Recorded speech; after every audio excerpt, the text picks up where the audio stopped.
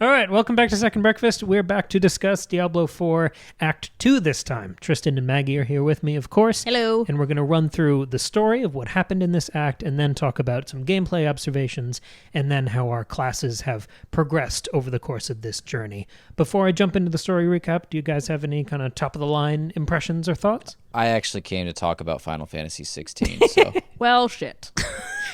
that's all the notes I prepared. So. No, I liked this act. I liked all the... Oh shit. This is all the druid stuff, right? Yes. I'm getting confused because we've also played Maggie, Act 3 we're playing by this point. Diablo 4. Huh? What? No, because we've also played Act 3, so I was like, wait, which one was which? Yeah, this is the druid stuff. I love the druid stuff. This was a lot of fun. I really liked this. I liked the turn this took. It kind of made me wish I was playing the druid class. I mean, it didn't, but it kind of did. Uh-huh. You know what I mean? Yeah, me too. Yeah, it was fun. Yep, and it was really clever what they did with the region, calling it Skosglen. I did love that. What do you think the devs were thinking when they were like, okay, so this is clearly inspired by Scotland. What do we call it? What if we just change like 3 letters? No one will notice, right? It'll be fine. Someone got real drunk and was just like, yeah, it's like Scotland. Oh, that's perfect. And they're like, brilliant. It's good enough. That'll work. No, So- I loved it. It was great. This act has huge echoes, I think, of the first act. It felt similar and fresh, like we were kind of leaving the cocoon, but only a little bit, because we have another child-parent tragedy that is the trapping of the events here. We're introduced to Donan, I believe that's how you pronounce it, and this is in the new area of Skosglen, as Tristan introduced. Donan is famous for defeating or trapping the huge demon Astaroth, but Lilith finds and corrupts the druids who helped him do it back in the day, and we have to hunt them down through manors and mountains and ultimately battle one of them, only to find out that the druids have helped Lilith to rescue Astaroth using the corpse of Donan's son, Yorin. Whoops. Donan and Yorin. The boy, Yorin, and the demon Astaroth are like fused together in this weird way, and they become this huge, freaky, glowing, spike-through-the-head monster holding the reins of a 3-headed hell beast, and that's the big final boss of Act 2. I forgot about that. That was so cool. And it closes out with us beating the boss and Yorin dying alongside the demon and his shattered father, Donan, extracting the soul stone from the remains of the demon, and he wants to try to use that soul stone to try to trap Lilith. Now, Lilith's story continues through this, kind of in the background, a little engine running through this act. Lilith's story continues through the blood petal memory sequences. We're following her trail, looking for clues, but it also kind of feels like she's chasing us and becoming aware of our presence. She's a fantastic villain.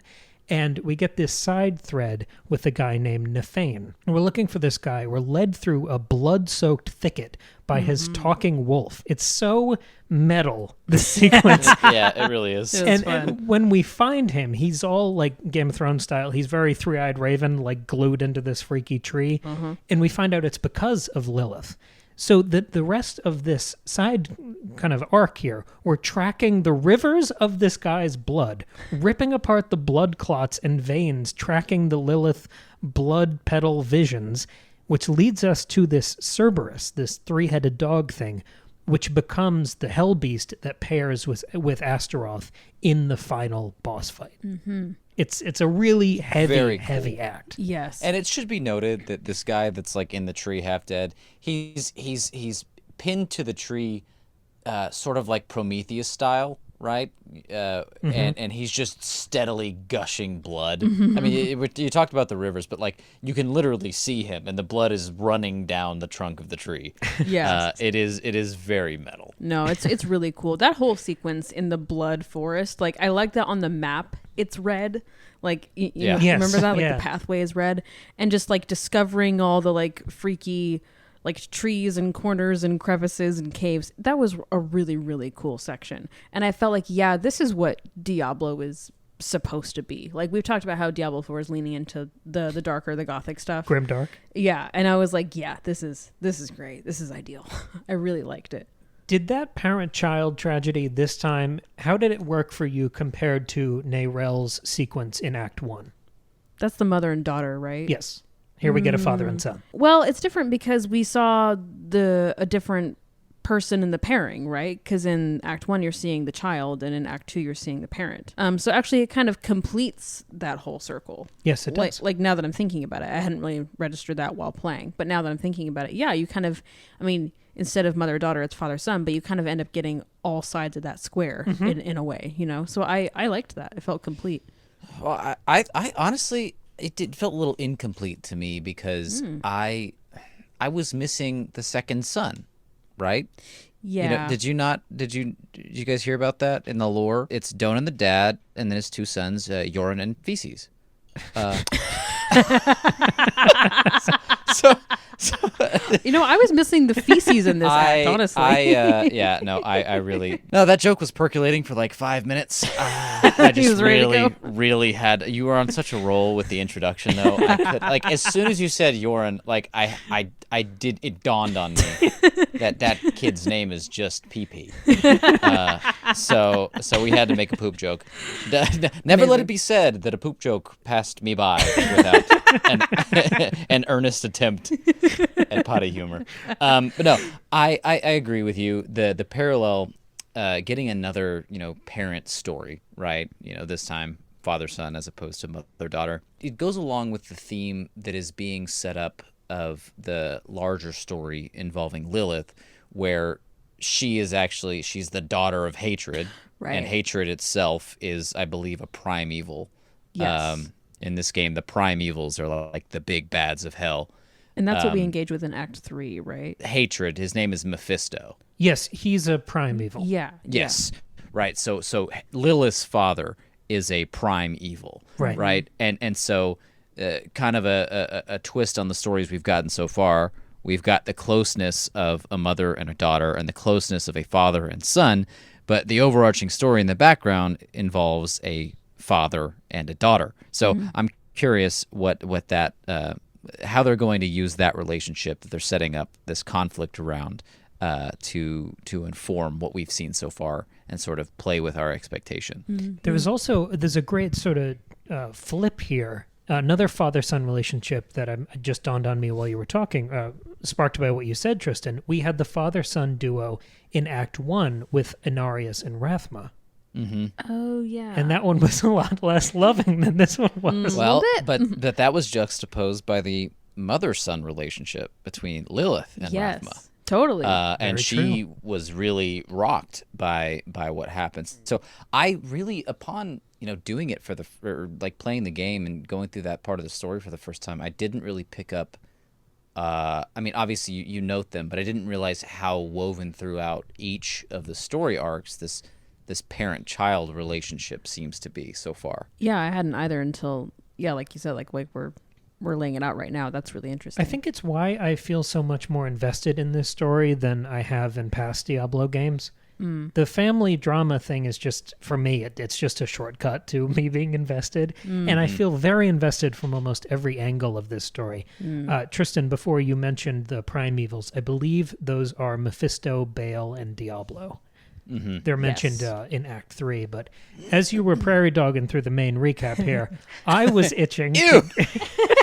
What's with so many poop jokes today? I was itching. That's true. We are really going after it. As much as I enjoyed the father-son dynamic here, the thing that really hooked me in this act was it the poop? I was hooked by the poops. Thank you, Maggie. I was hooked by. I just wanted to be included. Just voicing your subconscious. I'm insecure. She let the intrusive thoughts win. I was really hooked by the side quest chain that was ruminating around this pub under the Fat Goose Inn. Yes, that was so cool. The best side content I think I've in any game since The Witcher 3 that has really gotten me. Yeah. We got to meet these people that felt real, this innkeeper with concerns and personality, these young people grieving and mourning, these beasts roaming around the countryside, memorials, road bandits. I was so taken with this place and its patrons. It was almost on the level of what we've gotten with Lilith and Inarius. Yes. Mm-hmm. Yeah. I hope we see more of that. Yeah, that was a lot of fun. Yeah, I feel like in Act 1...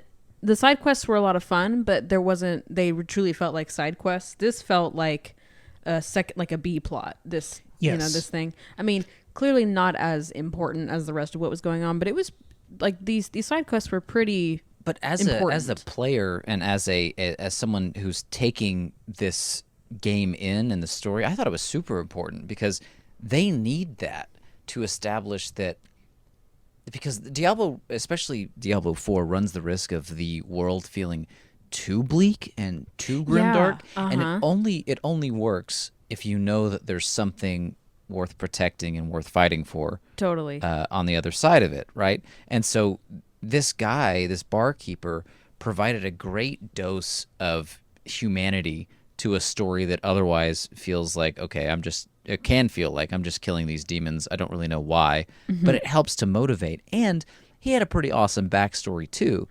because turns out he used to be like a zealot, and just like a killer, working for the military, but ultimately, he was known for his prowess on the battlefield. And he then turns a new leaf, and gets a new lease on life, and he opens this bar, and he talks about how it exists to be like a safe haven for just people passing through. And one of the whole quest starts out by saying, he tells you somebody stole his sign, right?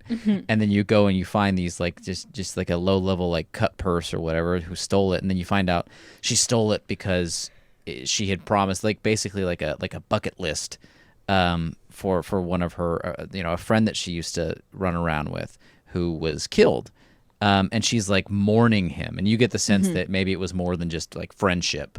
Right. Maybe she was in love with him or something.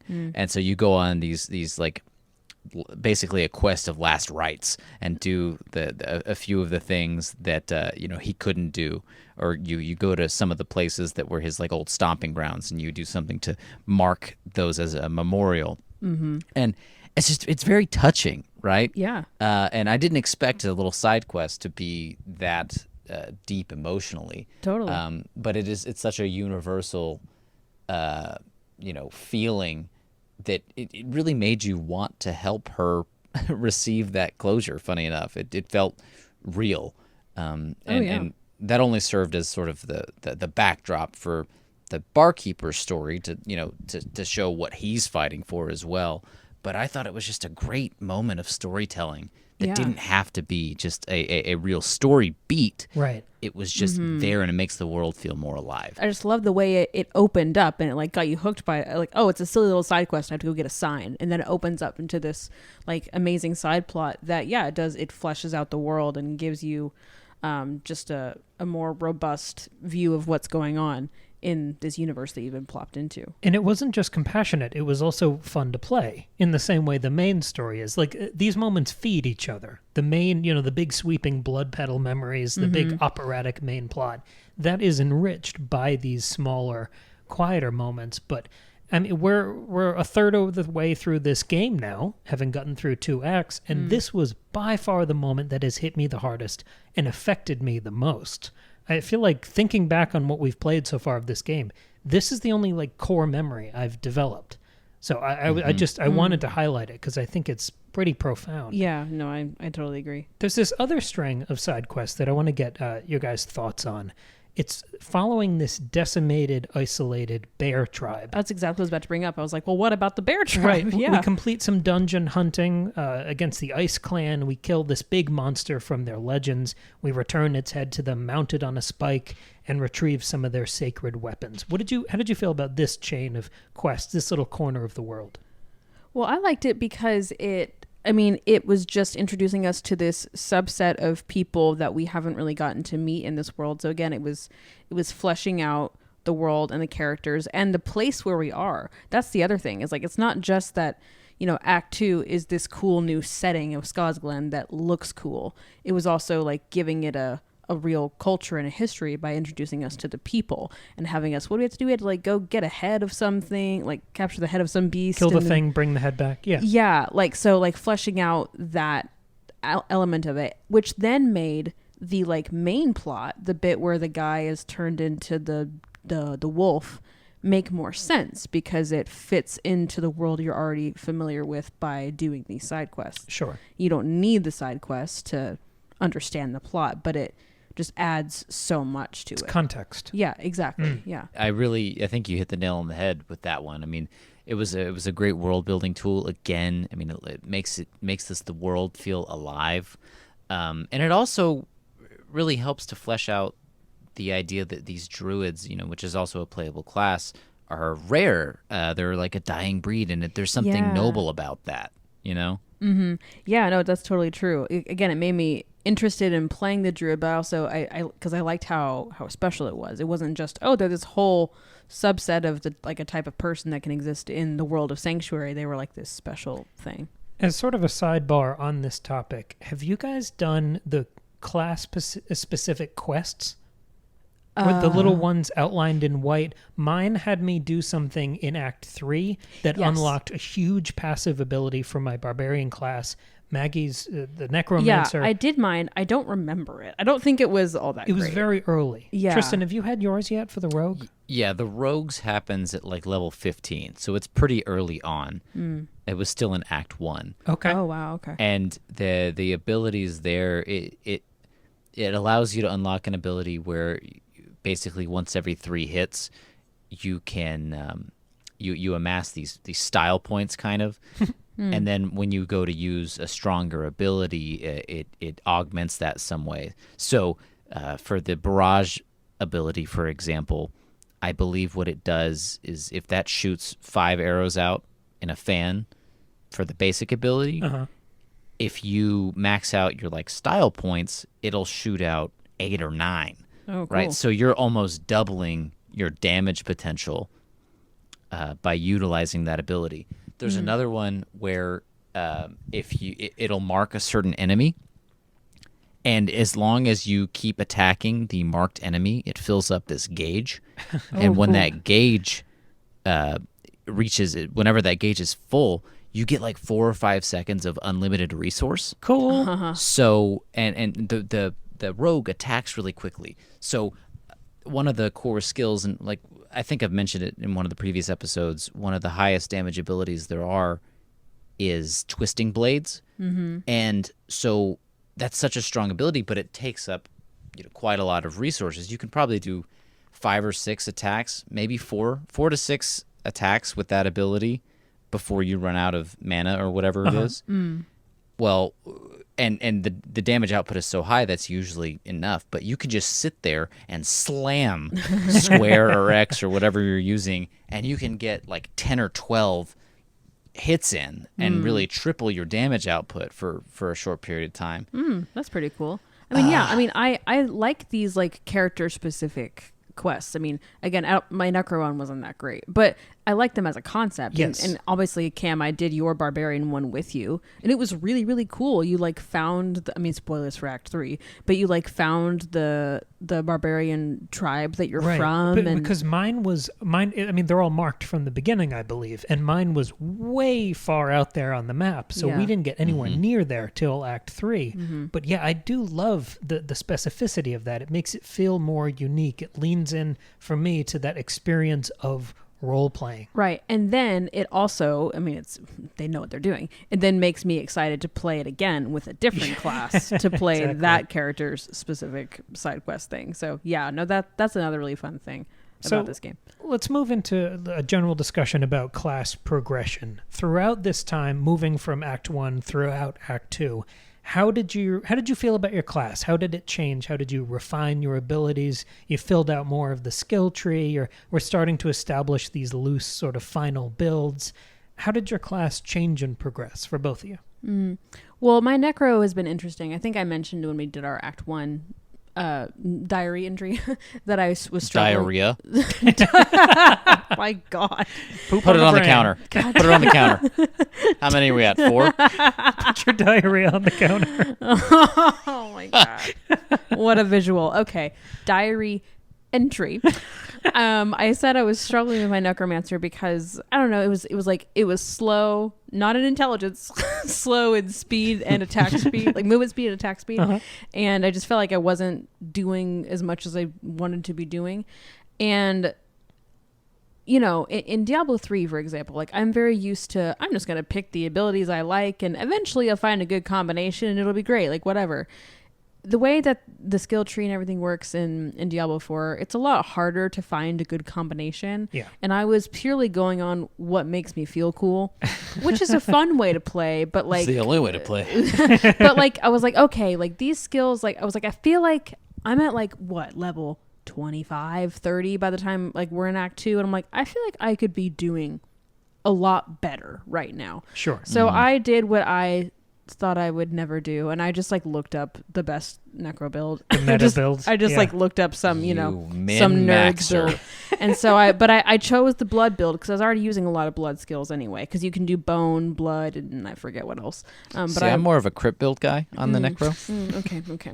Anyway, so I went with blood, and so I with a couple modifications, I just kind of did what this person told me to do, and it's a lot better. I gotta say.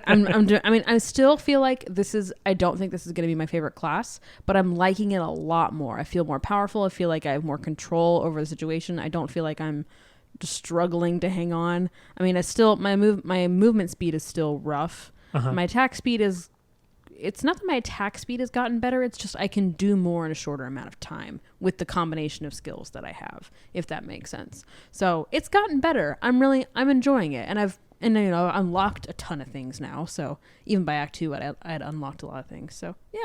Awesome. It's been fun. Yeah. How's the rogue treating you? I thought you said, "How's the rope treating you?" I was like, You want to shit. try that again? I hadn't got that desperate. oh no. Jesus Christ. How's the rogue class treating you, Tristan?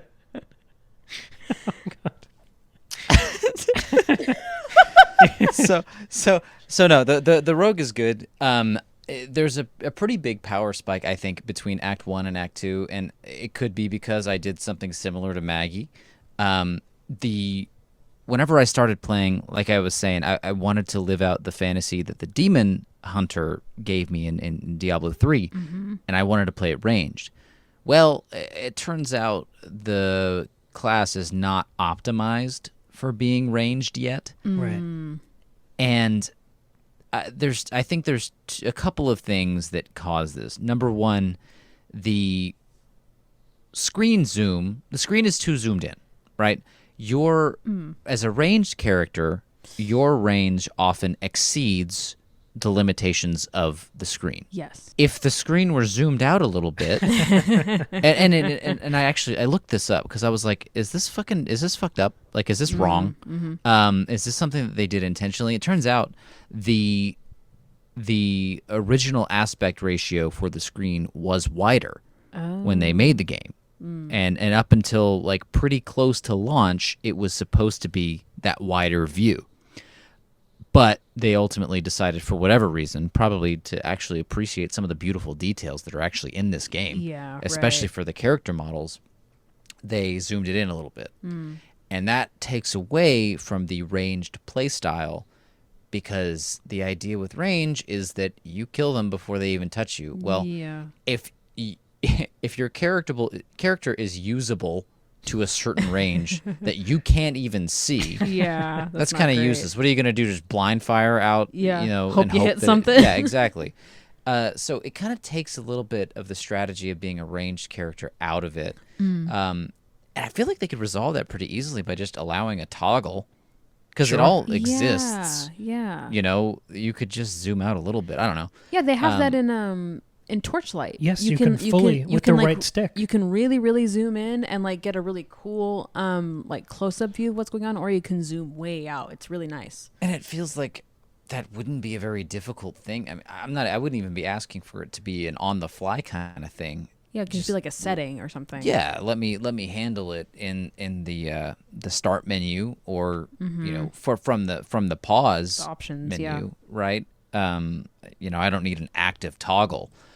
But yeah, I think that would help it be more viable. So all that is a long way to say between that and the ranged abilities not offering as much, at least at those early levels. I haven't tried them since I've been more leveled up. So maybe there's a more viable build, and there are viable ranged builds, but it's just a little easier to play a melee style rogue, the Twisting Blades build, because that is easily far and away the most damage that you can output. And as a solo player, there's an affix that you can add to your weapons that allows the Twisting Blade. So normally the twisting blade sticks daggers into an enemy, and then they stay in there for a little bit, and then they'll come back to you like a boomerang. Cool. And they'll go through all of the enemies that they hit, and they'll damage them. Nice. But then they just come back to you, right? And that's the end of the attack. Well, with this affix, you do the move, and then when the blades come back to you, they circle around you for a little bit. Ooh. And you kind of do AoE damage near you. And in this game, enemies swarm so much Yeah, they do. that basically having a little force field of daggers around you ends up doing a lot of damage a lot of the time. That's cool. So it is probably the most viable thing to do as a solo player, because it gets over the hurdle of not being able to do anything, to the enemies swarming you. Yeah. Because most of the ranged abilities aren't made for area of effect. The only one that's really good at that it's called Barrage. But even then, it sends out finite, like discrete projectiles that might miss every now and then. So you're never going to miss with twisting blades because it's melee, Right. and it's always going to come directly back to you. So mechanically, it's a little easier to play as well. The circling blades that you get, does it feel at all like that awesome rotating hammer you could get going as the Crusader in D3? That's the first thing I It's thought similar to that, right? Because you stick it in there and then you just move and then it comes back and it's profit. Right, awesome. you're immediately damaging people, and you don't have to do anything, and it moves with you. So if you find that you're a little bit out of position, and your blades are going to come back, you can just move a little bit, and be in a place to where you can attack somebody with it. And it pairs really well with the dash ability, because the blades will follow you, and when you're dashing, you can get further away, and you can make it to whatever next enemy you want to attack with it when the blades come back. So That's pretty cool. it's pretty cool. It's a pretty cool setup. But I won't bore everyone with the details of the build that I've got. But that's just sort of that's why I've chosen a more melee approach. Yeah, no, that makes sense. I really feel like I identify with you talking about the rogue, because I'm playing two classes. I'm doing one with Maggie and one solo. One is melee, one is range. So I get like your complaints and advantages from both sides. But the sorcerer, I haven't felt any issue with the zoom of the game, because I've just developed her into this fire-breathing delight. Yeah. But I don't know what level you were by the end of Act 2, Tristan, but we were like mid-30s. And I feel like the class is getting more and more tricky. I've had sudden difficulty in Act 2 with maintaining and creating mana fast enough to keep up with these hordes. Yep. The dodge, like you mentioned, I feel like I'm weaving through every encounter. I can't sit still for a second, which is bad because all of my fire abilities get stronger if I stand still. Yeah. But now that I have the full tree unlocked, I feel like I'm more grappling with trying to find that optimal fire build. My health is really failing me, but I'm really enjoying the moment-to-moment, the cattiness, the jumping around. Yes. Like, it's really engaging to play. It's just tricky. And on the other hand, the barbarian, the melee class I'm playing as, we talked about this last time. I hit a pretty hard plateau towards the end of Act 1 where I just felt useless in melee combat. That did get better here. I totally rebalanced my class. Instead of just big hammer, do damage, I totally rebalanced for bleed damage. Doing that whirlwind where I'm moving really slowly, but through everyone while twirling all of my weapons. That, with the bleed damage, I do much more DPS damage per second. And versus that contained damage, it means I have to think more broadly. Like, it's still a dumb class. It's not deep at all, and it can be boring. But the way I changed it for bleed damage and try to maintain health better, I think the class works better in co-op. So I don't know. Like, I see problems with melee. I see problems with ranged. These classes are much trickier than they were in Diablo 3. Well, I think what it's all coming down to is that the enemies, it's scaled. Yes. Like, that's the problem. Yep. And we talked about this in our last episode. It's still a problem. Yeah, we're doing, I think, our best with what we have, but we only have so much. It's because everything is scaled, and that makes it a I'm challenge. finding things to love. I'm enjoying the second gameplay. I'm really clicking with the story, but like you mentioned, the scaling difficulty. The enemy variety has been cool. Everyone looks cool. But there are so many enemies in this act in particular that were spirit enemies, ghosts, phantoms, wraiths. I don't They're like those. so boring. They're not and fun frustrating to kill. fight. Like, they have so much health that they just feel like brick walls instead the of ghosts. banshees. Yeah, they're just like Yeah. bullet sponges, and you're But they're see-through, so it's not even interesting. right. It kind of breaks the immersion. Yeah, I don't love And them. it's Well, not and fun. you've got two sets of enemies that are supposedly different. It's like phantoms and ghosts, but it's just red and green. It's, it's not they are the best. same. Like this is a triple A title. Uh-huh. Okay, and I understand that whenever you're throwing that many hordes of enemies at a player at one time, you need to have a lot of recycling of a character model, right? I expect to see a bunch of the same goat person, Of course. but you literally they sat here and made two different enemy types that are literally just color swaps, and it's like. You could argue, okay, well, this is a game. It takes a lot of memory or whatever. The outfits of every other enemy and the details in every other enemy shows me that they know how to do this. Right. They can do this. So why was this a choice? Why did Yeah. they make this choice? This is as much as they could flex themselves. Yeah. Mario and Luigi. Right. Yeah. It's a little disappointing. Yeah. It just doesn't make much sense either. And also, they don't really fit in with the lore. Yes. Like, Yep. I don't know where the ghosts are just coming from. I guess they're Yeah. just there. I mean, at least the goatmen, they're a tribe that like is always at war with Right. like people. Uh-huh. Right. Yeah. Vampires are vampires or whatever. They have their own stuff and enemy styles, and I get how you reuse those assets all the time. I'm okay fighting an enemy that kind of looks the same several times, but at least those designs are interesting, right? Like the Yes. Revenant Right. is cool, right? But I don't know. That's just a Yeah. kind of a gripe. Yeah, no, every Yeah. time we had to fight these Ugh. like spirit things, we're like, ugh, more ghosts. And we know they can do this better. Like, I love your point, Tristan, about the goatmen being roped into the plot so it feels more natural, because it made me think back to the end of Diablo 3 when you're in Act 5, that Reaper of Souls expansion, and all of those soldiers are turning into these freaky blue ghosts. Yeah. It's part of the plot, so you buy it, and it's cool. Right. This is just, oh, there's a random ghost. It's like, what? And there are a lot of them. Yeah, and they're really Never sometimes they're really hard to kill and they're just annoying. Yeah.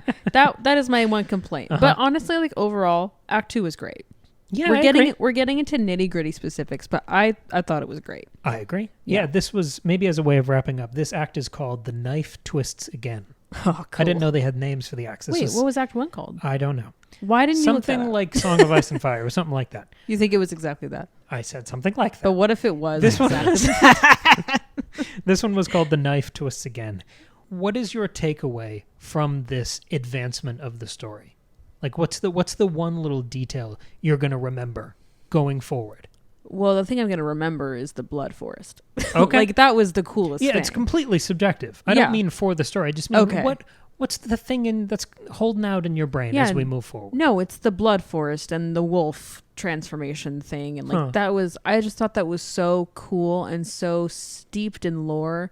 And not only was it cool to look at, it just felt like it was really thought out. And I really appreciated that, and it was just really fun to play. Yeah. So yeah, that was the highlight for me. For me, it was just when you realize, or when Donan realizes that his son is like lost, and you know that what's going to have happened. I mean, this was set up as soon as when you meet Donan for the first time, he's with his son, and you can see he's kind of like a doting father. He doesn't want his kid to be in danger, and he like reluctantly lets him go out and do a scouting mission for him. Yeah.